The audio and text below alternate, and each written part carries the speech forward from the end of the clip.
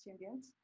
Nós fundamos a Jazz 25 de maio de 2016, porque na altura nós percebemos que era um momento, com o início, já o ano anterior, nos anos anteriores, com a década da afrodescendência, achámos que era importante fazer alguma coisa, algum movimento antirracista, de reparação, de debate, de discussão, de trazer o racismo para cima da mesa. Portanto, essa foi a principal razão que fizemos, constituímos a Jazz, sendo afrodescendentes. Portanto, tem crescido muito e pronto, e entretanto temos tido várias atividades, vários eventos, trabalhamos principalmente na área de política, dos direitos, na educação e depois na cultura, história e memória. Portanto, essas são as dimensões principais com que nós trabalhamos e que gostamos de atuar.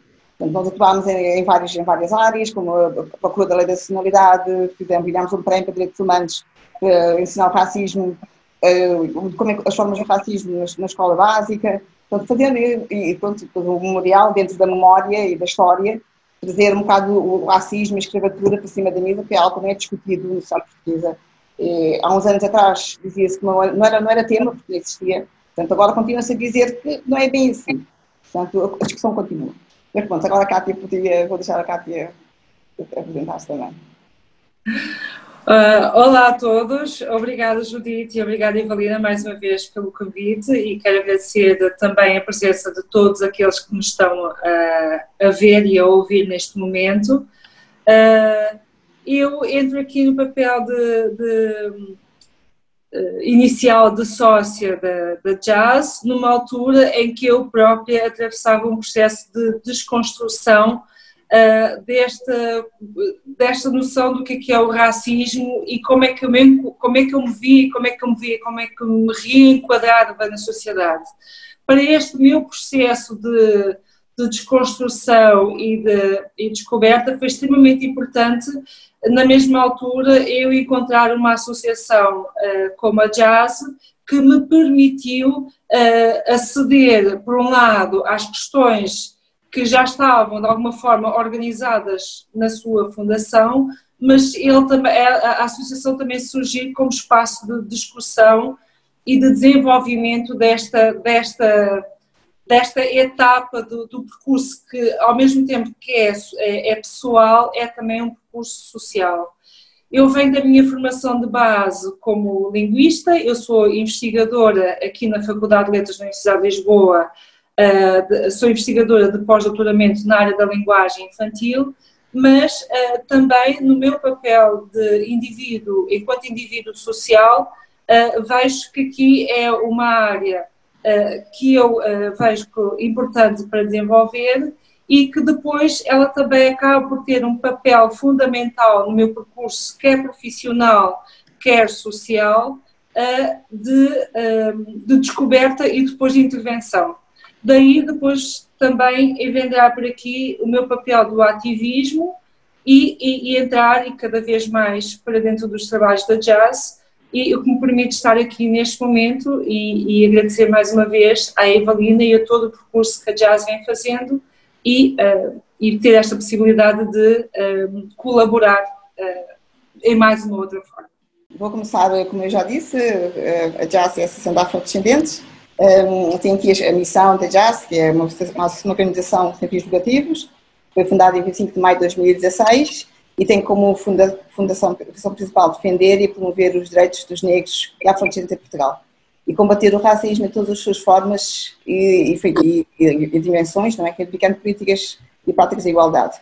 Portanto, vem aqui que nós fazemos combate e denúncia de todas as formas de racismo contra os negros e afrodescendentes, uma promoção de uma reflexão crítica e abrangente contra as manifestações de racismo em Portugal, de forma a contribuir para uma transformação social, não é?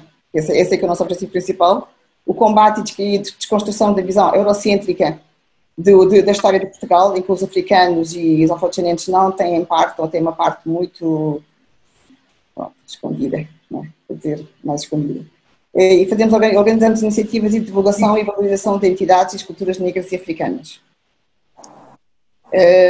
Nós, em 2017, concorremos ao Orçamento Participativo, que é um instrumento da Câmara Municipal de Lisboa que abre concurso todos os anos e convida a sociedade civil a apresentar propostas de algo que gostaria de ver na cidade de Lisboa. Edificações, ou serviços, ou melhoramentos, qualquer coisa que sirva para a cidade de Lisboa. Então nós decidimos concorrer com o Memorial das Pessoas Escravizadas, com o pensamento em que, pronto, se nós não conseguimos este ano, haveremos de voltar a concorrer no ano a seguir, e no ano a seguir até conseguirmos. Mas pronto, concorremos, a Câmara aceitou a nossa proposta e foi-nos dado depois um código, que mais à frente vou explicar como é que funcionou todo o processo de seleção e de votação e de conseguirmos que este memorial visse a luz do dia. Pronto. Qual é que era a importância do memorial e porque é que nós o decidimos fazer? Para nós, o memorial era um contributo importante para combater a narrativa hegemónica da história de Portugal, que é assente ainda em pleno século XXI, nos descobrimentos. Tanto no espaço público, como na memória das pessoas, como na toponia, nos monumentos, portanto, em todo lado, os descobrimentos que foram do século XV ao século XIX, mas especialmente do século XV, ainda continuam a ser a base pilar da identidade nacional. Portanto, os portugueses, a sua identidade, o seu orgulho, tem muito a ver com os descobrimentos, está tudo baseado nos descobrimentos, tudo o que eles fizeram tem a ver com os descobrimentos.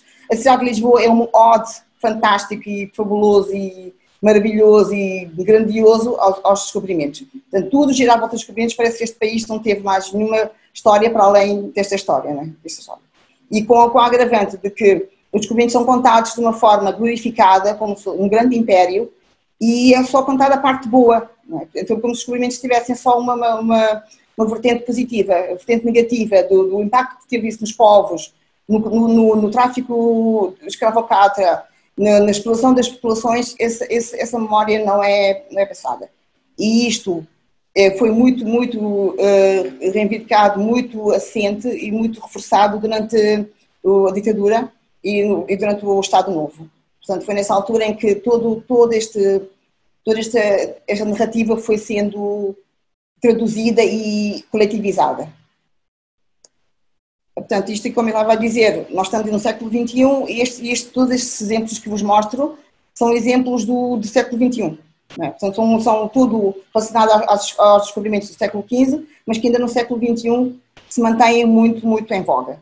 Não é? Portanto, nós temos aqui Portugal dos Pequeninos, o primeiro quadrado, que é uma representação de Portugal, mas em escala pequena, em que à porta está, se mais mundos houvesse, mais portugueses descobririam. Depois temos aqui o World of Discoveries no Porto, que foi inaugurado há uns anos, e que também a passagem, é uma forma de, dentro do barquinho ridículo, poder-se passar e viajar sobre os descobrimentos e perceber o que é que os descobrimentos foram. Depois temos as ruas, temos o descobrimento no Rio de Cera, em Lagos, temos o Portugal dos Pequeninos à entrada, temos 3 figuras negras como sendo os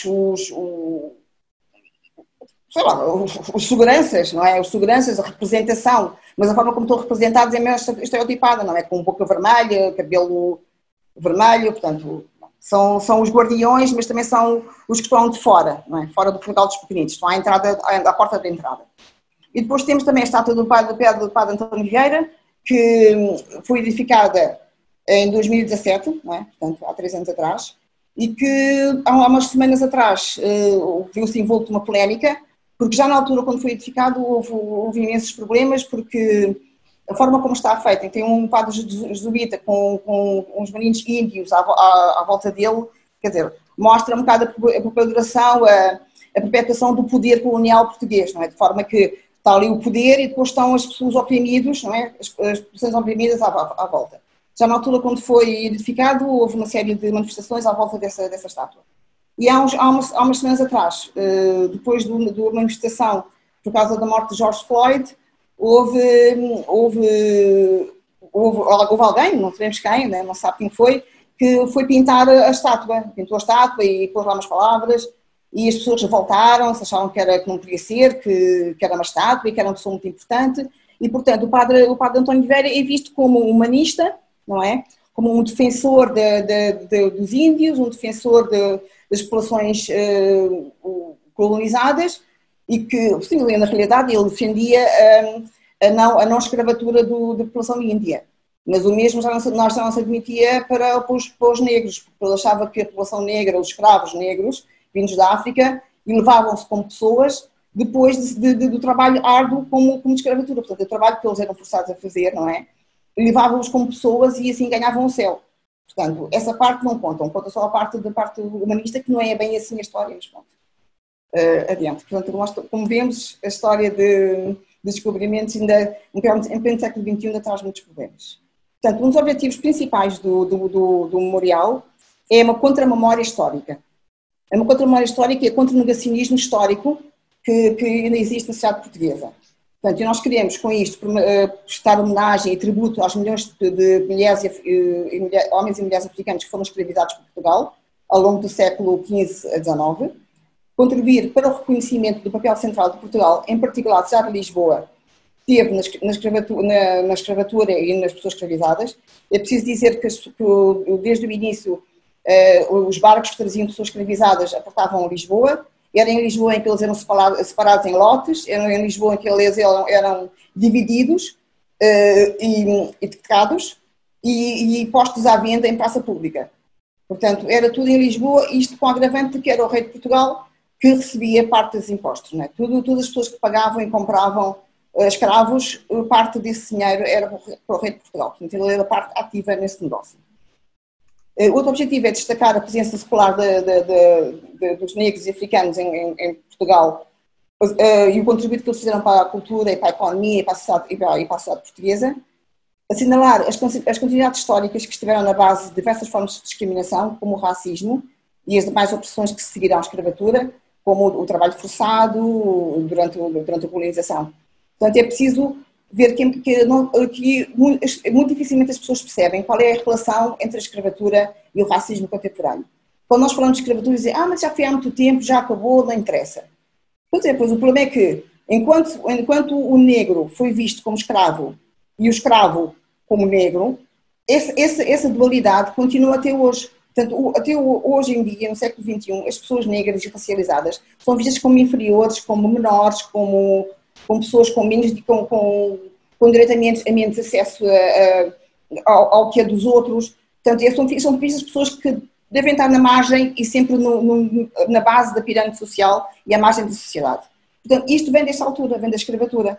Portanto, esse racismo, essa discriminação, esses preconceitos que foram construídos naquela altura, mantêm-se até hoje. Portanto, faz sentido, sim, falar de escravatura no século XXI. Também queremos contribuir para um conhecimento mais rigoroso e abrangente da história de Portugal, assumindo-se como um instrumento de pedagogia para as presentes e futuras gerações. Isto porque, hoje em dia, nos manuais escolares, em toda a escola, e pronto, eu posso dizer que eu estudei aqui em Portugal desde os 7 anos, desde a escola primária até ao liceu, faculdade, mestrado, tudo, e eu nunca tive conhecimento, nunca me foi ensinado alguma história que não fosse a história portuguesa ou a história europeia, económica e social da Europa. Todo o resto não pertencia. Portugal fala-se de império, fala-se como um grande império, mas não fala dos seus impérios. Portanto, isto continua até hoje. Nos livros escolares, por exemplo, do 5º ano, nós vemos fazer paralelismos como Portugal fazia tráfico transacionava ouro, prata, especiarias e escravos. Tudo na mesma frase. Como se os escravos podiam ser vistos como uma matéria-prima e não como pessoas. Portanto, este é um problema. Eu perdi não sei o que aconteceu.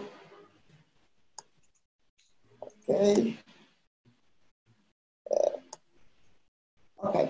Portanto, aqui o processo, portanto, o projeto de orçamento participativo é feito da seguinte forma. Nós candidatámos, como comecei por dizer, candidatámos ao projeto ao concurso com um projeto e como o projeto é aceito é-nos dado um número. O nosso projeto foi o 126.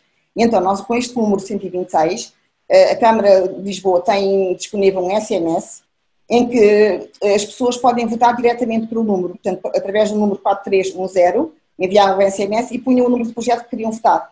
Portanto, este projeto, o nosso 126, o que nós fizemos foi, com este número, fomos para a rua, fomos fazer uma campanha eleitoral informal, em que fomos pedir a todas as pessoas que conhecíamos, aos amigos, a toda a gente, que votasse no nosso projeto. Não é? E foi o que aconteceu. Não é? Portanto, nós recebemos várias votações, só que nós não sabíamos. Não é? Portanto, só no dia da decisão é que ficámos a saber que éramos um dos projetos vencedores, o que foi ótimo. Foi isso, foi em outubro de 2017. E a partir daí, sabemos que éramos vencedores, ficámos contentes. Isto foi todo um processo mobilizado por nós, mas também com a participação de toda a sociedade portuguesa, civil, não é? A sociedade civil portuguesa, em que nós falámos com pessoas à saída dos metros, dos barcos, das faculdades, fomos falar com os estudantes, portanto, pedimos a toda a gente, apresentámos o nosso projeto a toda a gente que nós encontramos e pedimos votar na hora. E as pessoas votaram e foi ótimo. Fomos um dos projetos vencedores. Foi o projeto mais votado na Lisboa Antiga, portanto, ficámos muito contentes com isso, porque até ao dia não sabíamos que tínhamos ganho o projeto. E pronto, depois de seguir de termos ganho o projeto, decidimos fazer um grupo consultivo, em que convidámos várias pessoas para nos ajudar a construir este memorial, a construir a nota conceptual deste memorial. E então nós criámos um grupo consultivo com ativistas, com dirigentes associativos, com investigadores, com docentes, com uma curadora, portanto várias pessoas, como vocês veem aqui o nome, várias pessoas participaram connosco para fazer a nota conceptual. Evalina, não está a apresentar a partida do monitor. Não estamos a ver. Não estão a ver? Não. Saiu, alguém entrou, partilhou o monitor e quebrou a tua apresentação, vais ter que entrar outra vez. Ai, que chatice. Não faz mal, toma nesse ponto, no PowerPoint. Já vai. Partilha outra vez. Partilhar outra vez, vamos.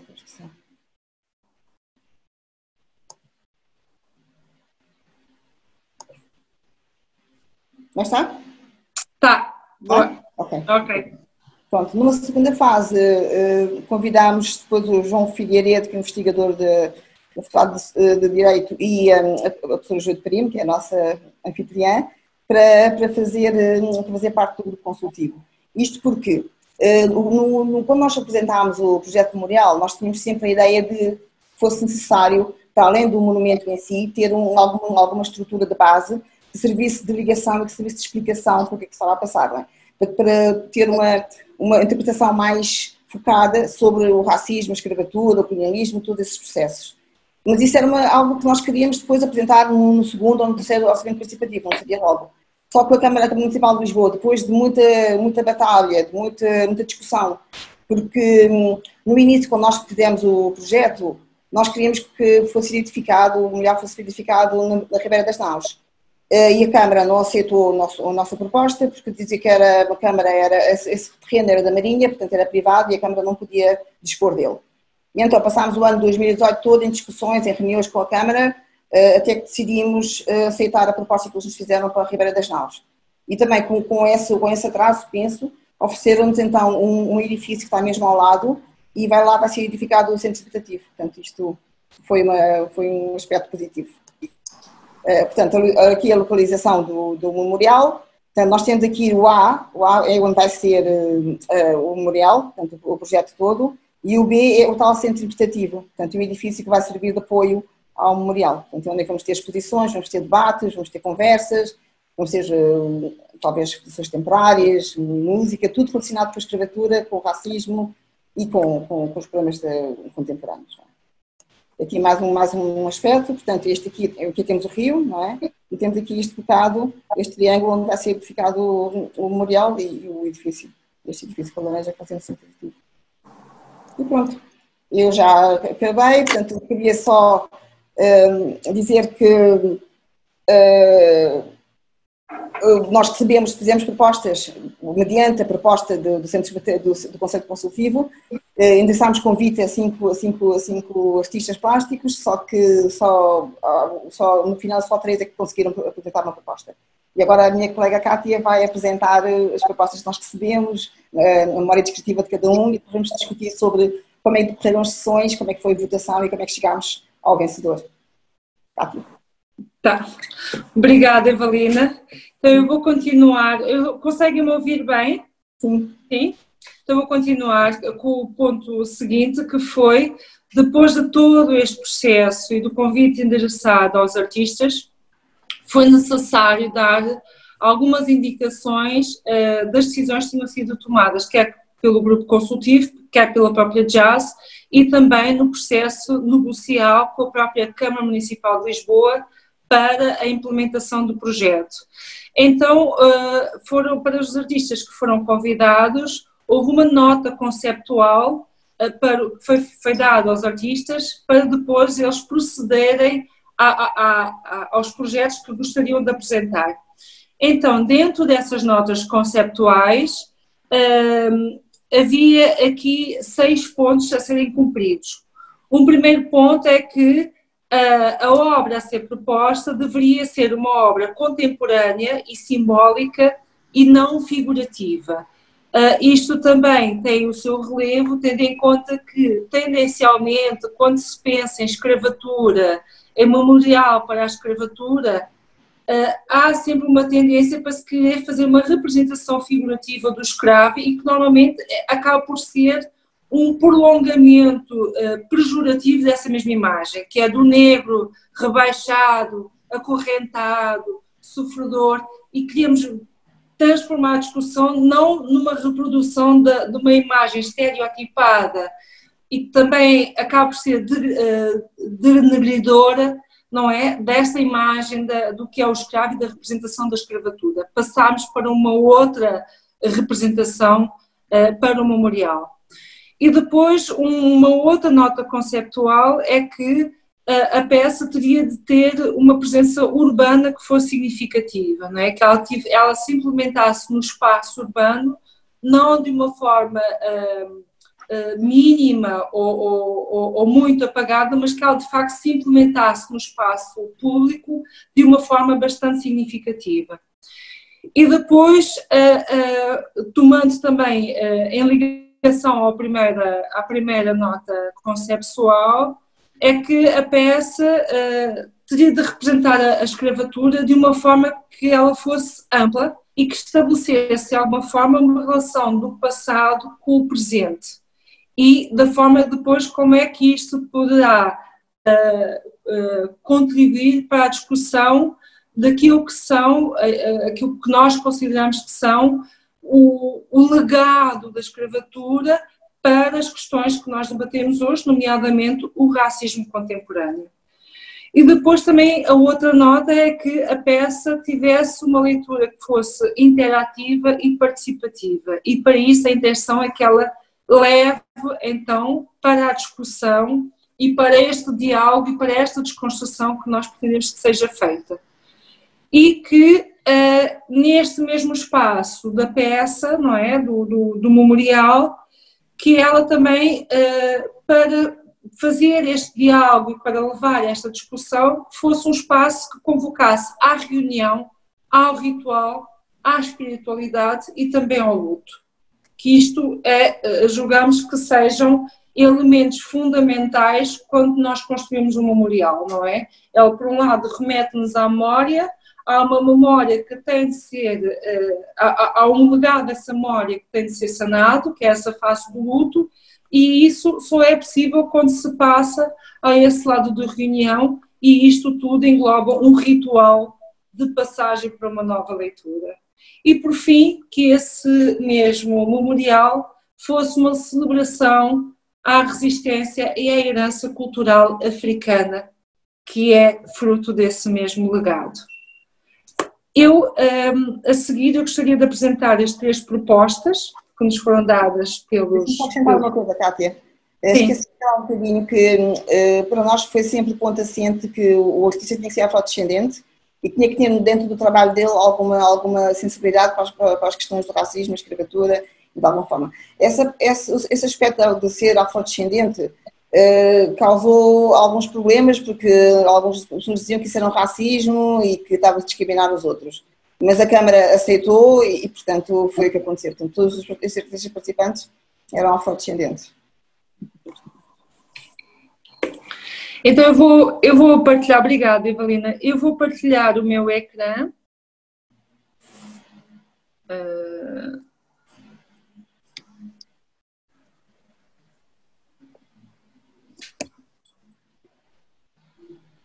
Ok. Conseguem ver o ecrã? Ainda não. Ainda não. Ok. É só mais um pouco.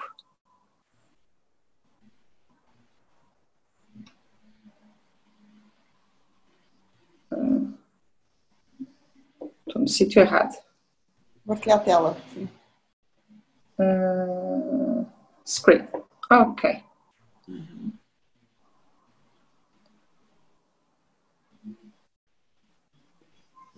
Conseguem ver alguma coisa? Ainda não. Não parece Kátia? Já vai? Não, só aparece o teu nome ainda. Ainda só aparece o meu nome. Está difícil.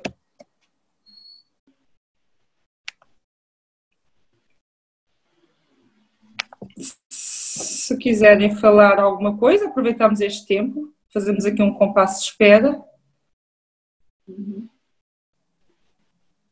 Tirando só uma coisa, Cátia, não está conseguindo partilhar por problema? Não estou a conseguir partilhar porque ele não está a ir buscar o que eu pretendo. Mas eu vou tentar aqui novamente. Acho que agora está. Porque essa aqui é uma tela em branco.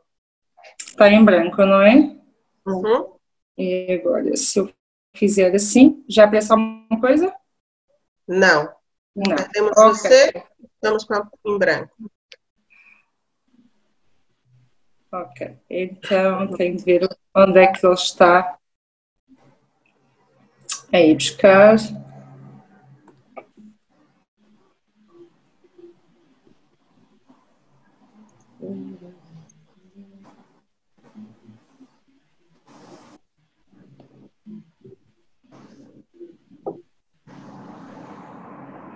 Ainda estou um bocadinho à espera. Se quiserem, Evelina, eu vou pedir para improvisar um pouco, porque ele não está aí buscar a pasta que eu quero. Já está. Acho que agora vai. Isso, agora está. Agora, pronto, não foi em PowerPoint, mas vai assim. Ok. Então, eu vou passar por apresentar a primeira proposta dos 3 artistas que nós tivemos, dos 3 que nos apresentaram as propostas. E a primeira proposta é a proposta da artista Grada Quilomba, e eu vou fazer a apresentação das propostas fazendo uma pequena introdução dos artistas e depois a leitura que eles fazem da sua obra durante a apresentação. Então, a primeira artista que eu passo a apresentar é a Grada Quilomba, que é uma artista interdisciplinar, com raízes em São Tomé e Príncipe, Angola e Portugal. Nas suas obras, a Grada Quilomba explora as questões da memória, do trauma e do pós-colonialismo. Quem fala? Quem pode falar? E falar sobre o quê? A Grada é particularmente conhecida pela sua prática obra subversiva, na qual ela dá corpo, voz, imagem aos seus próprios textos, criando uma virtualidade poética de vários formatos e materiais para revisar a história colonial e o seu legado traumático, estendendo-se na performance, à instalação e ao vídeo. O seu trabalho foi apresentado já em vários eventos distintos, nomeadamente a Bienal de Berlim e a Bienal de São Paulo em 2016, e também tem vários trabalhos apresentados em inúmeros museus internacionais. Neste momento, a Grada vive em Berlim, onde se doutorou em filosofia e ensinou em várias universidades internacionais. Mais recentemente, em Portugal, apesar de acabar este livro só ser traduzido para o português em 2018, cujo título é Memórias da Plantação, que trata de uma compilação de episódios do cotidiano, do racismo cotidiano, é uma das obras, neste momento, que eu poderei considerar umas obras de referência sobre o racismo em português. Né?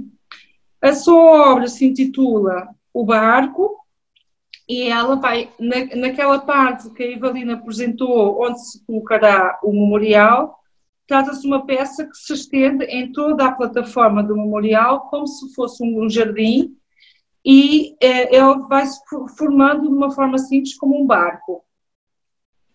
Um barco que, como a Evalina referiu na apresentação, ela recupera o imaginário português, que é facilmente associado à glória e à expansão marítima, numa narrativa que romantiza o passado histórico colonial e que apaga um dos mais longos e horrendos capítulos da história da humanidade, que é a escravatura. Os bancos apresentados são bancos em betão, cinza escuro, que contrastam com o chão da plataforma, acentuando ao longe a silhueta do barco, assim como o seu conteúdo e os seus corpos.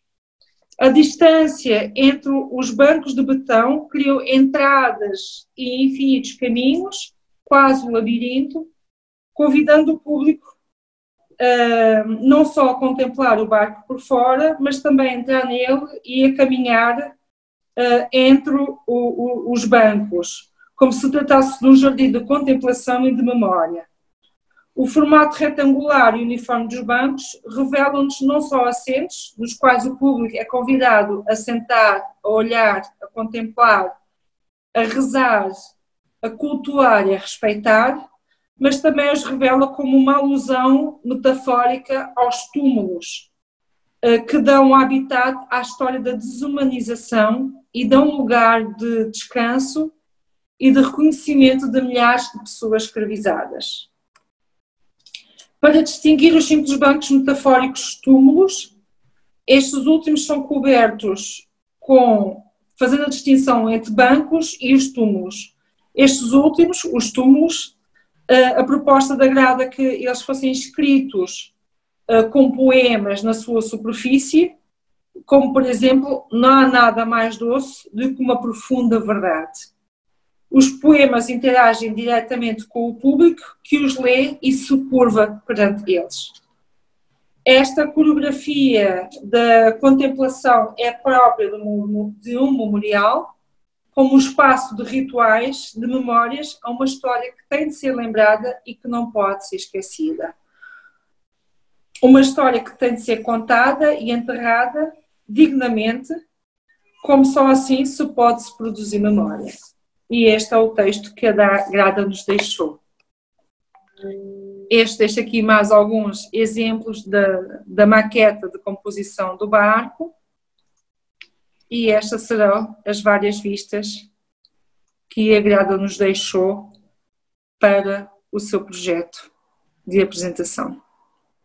E como poderão assistir aqui, temos então aqui a ocupação do barco, do espaço e a dimensão que ele ocupa no espaço que estará destinado para o memorial. Temos então a segunda proposta, que é do Laureano, do Jaime Laureano, eu chamo sempre de Laureano.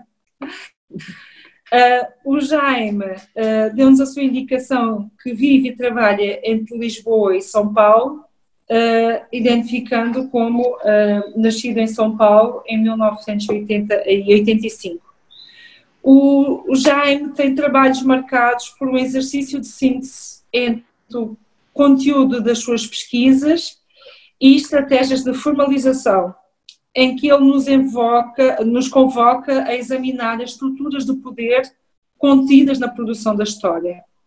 Entre as suas exposições mais recentes, destaca-se algumas individuais, como por exemplo as Marcas, que foi apresentada na Fundação Joaquim Nabuco no Brasil, o autorretrato em branco e preto na Galeria Lema, também as histórias afro-atlânticas no MASP, também no Brasil, alguns trabalhos também apresentados na Austrália, como por exemplo o Veld Compact, na África do Sul, no Mali e na Caixa Cultura Brasil também, em que possui também alguns trabalhos de autoria própria na Fundação Joaquim Nabuco, onde também apresentou os seus trabalhos, no Museu de Arte do Rio e também na Pinacoteca do Estado de São Paulo e também algumas coleções na Alemanha. Em relação à sua obra e ao seu projeto que propôs para o memorial, o Jaime indica-nos que, pensando como um espaço para representar a escravatura de uma forma ampla, este projeto para a construção de memorial às pessoas escravizadas tem como objetivo estabelecer uma ligação entre o presente e o passado, em que convida o público à reflexão sobre as violências coloniais e a sua continuidade nos dias atuais. Ele é elaborado numa peça significativa de presença urbana e o memorial se configura como um espaço em que, ao mesmo tempo, é um lugar de reverência e de luto, uma arena de encontros, de espaço espiritual e de rituais. Por isso, este projeto se coloca ao lado de outras iniciativas que estão representando o passado colonial, não somente à luz das violências, pois se nos tombeiros foram transportadas pessoas para trabalhar em situação de escravatura, foram também, para além desta sua condição, foram também transportadas filosofias, religiões e experiências que não se restringem às fronteiras delineadas pelos europeus colonizadores. Há muito mais para além da Associação de Escravatura-Trabalho. As notícias do Haiti que lançaram as Américas e os exemplos de rebeldes que geraram alvoroço em diversos países e também no século XXI, que marcam as lutas e os movimentos antirracistas que seguem conectadas com o memorial que não podia ser diferente. Este é o espaço apresentado pelo Laureano para a apresentação da sua obra e então aqui no seu centro nós temos esta representação do espaço de diálogo e de ritualização daquilo que se pretende que seja um memorial. Também neste mesmo espaço, o Jaime Laureano explica-nos que o desenho do memorial se apresenta em duas formas, por um lado um triângulo e um círculo, e que são retiradas pesquisas iconográficas sobre símbolos religiosos de luta, e as formas pretendem celebrar a história da resistência das pessoas escravizadas e inspirar novas lutas das comunidades afrodescendentes ao redor do mundo. Outro elemento importante do memorial é a fala, que será traduzida através da escrita de palavras nas paredes internas do memorial, e recolhidas em redor de conversas com comunidades afrodescendentes em Portugal. E este é o espaço do círculo e do triângulo que o Jaime Laureano nos propõe para exatamente depois implementar esse mesmo espaço de reflexão e de discussão. Por fim, apresento-vos a terceira proposta do terceiro artista, que é do Quiloange Kiaenda. Quiloange Kiaenda nasceu em Luanda em 1979 e que vive e trabalha entre Luanda e Lisboa. Ele é um artista autodidata e cresceu num meio habitado por entusiastas da fotografia e que o inspiraram a criar a sua própria arte e o discurso. Mais tarde, Quiloange começa a dissecar a sua própria linguagem através de intervenções, música, teatro experimental e vem colaborando com um coletivo de artistas em Luanda. Alguns destes, mais tarde, com o Quiloange, fizeram parte da primeira Trienal de Luanda, plataforma que os impulsionou a expor trabalho não só em Angola, mas internacionalmente.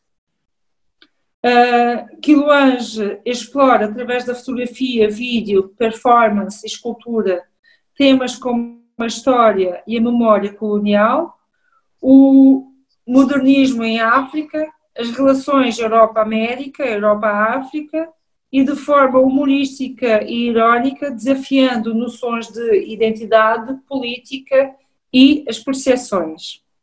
As suas obras também integram diversas coleções públicas e privadas um pouco por todo o mundo e foram expostas em diversas galerias, instituições e eventos, como a Bienal de Dakar, de São Paulo e de Viana.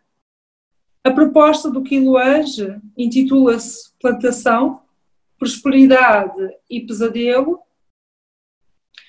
e ela pretende tratar da memória da escravatura enquanto presença de uma ausência, pois não acreditamos ser possível representar de forma direta e realista o tamanho do trauma transnacional. Voltamos então à matéria-prima, a cana-de-açúcar, o ouro branco que esteve na origem do tráfico compulsório de escravos. O projeto é uma representação de canas-de-açúcar, composta por 540 pés de canas-de-açúcar em alumínio preto, cada um com 3 metros de altura e 8 centímetros de diâmetro. Entre os pés da cana-de-açúcar há intervalos regulares que convidam à caminhada e à reflexão. Apresenta uma experiência entre o sagrado, o contemplativo e o banal cotidiano. Como se as canas-de-açúcar se tornassem a imagem da própria repetição urbana. Até que surge um pequeno anfiteatro no meio da plantação como um ponto de encontro. Talvez um quilombo de escravos fugidos, talvez apenas um vazio, o intervalo de intervalos, onde possa surgir algo de novo.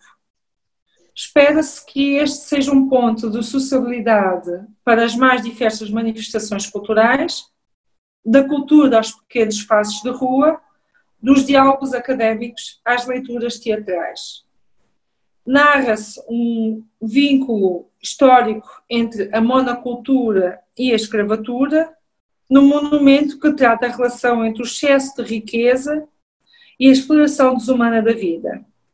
O projeto almeja construir um lugar de memória aberto à reflexão e procura-se que o centro da angústia estejam abertas a vias de encontro, apontando para novas criações e novas possibilidades de convivência.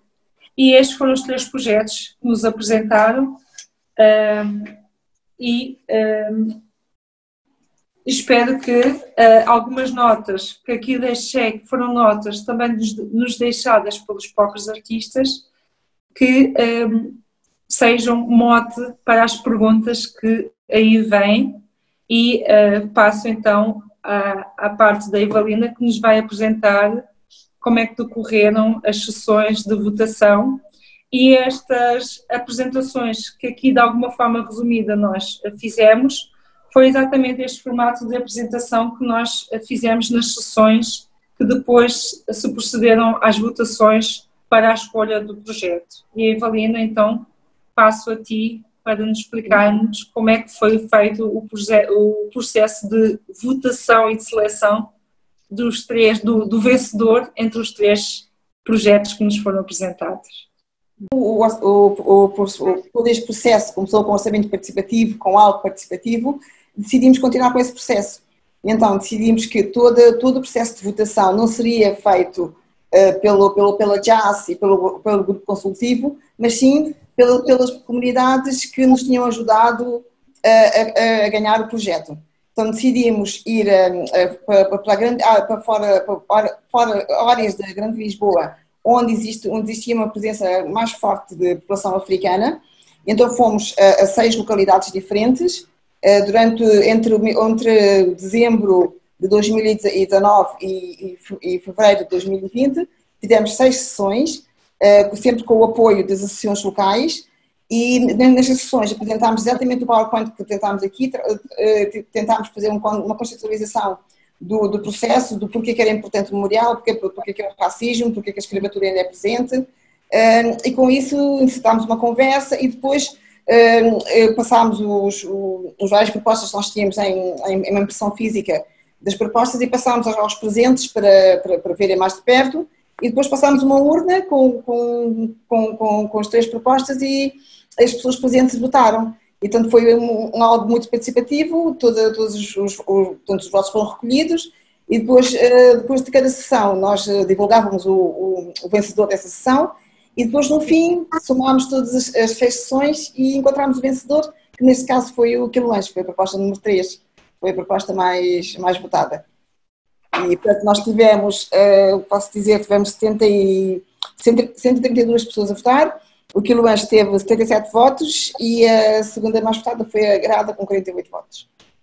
Portanto, pronto, houve uma altura que estava reunido, mas o Quilo Lanche, desde o princípio, granjeou mais votos. E pronto, e é isso.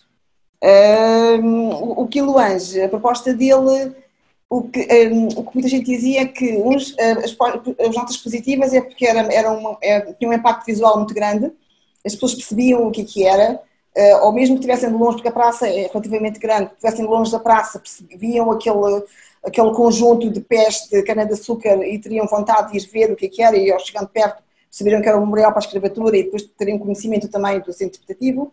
Mas muita gente também dizia que não era facilmente perceptível a relação plantação e escravatura. Pronto, mas para quem sabe menos de história, obviamente não é relativo, não é fácil, mas para quem percebe um bocado de história, ou não é preciso saber muito, percebe qual é que é a relação entre a plantação e a escravatura. E a proposta da Grada, as notas positivas, é que a nota conceptual dela é muito, muito bonita, a memória descritiva é muito bem feita, está muito profunda, vai mesmo ao cerne do que é que nós pretendíamos, mas o problema é que muita gente dizia que depois poderiam servir os bancos como descanso, não é? Portanto, as pessoas não perceberiam que era um memorial, podiam usar o memorial para se sentarem e depois com a agravante que, sendo uma estrutura que se vê bem de cima, de perto não se consegue perceber que é um barco, a não ser que se chegue perto.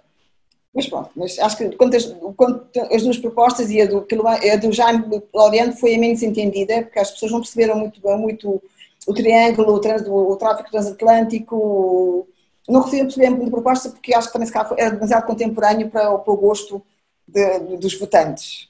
Era uma proposta também muito, muito válida. Mas pronto, foi um processo muito bonito, foi complicado porque nós tínhamos um timing que queríamos respeitar, porque queríamos que o memorial fosse edificado este ano, portanto queríamos ter as sessões finalizadas no ano passado e não conseguimos e esticámos até fevereiro, portanto, mas o nosso tempo não era o tempo das associações, portanto foi difícil conciliar as duas coisas. Portanto, mas conseguimos 6 sessões, conseguimos estas votações e ficámos contentes por ter sido para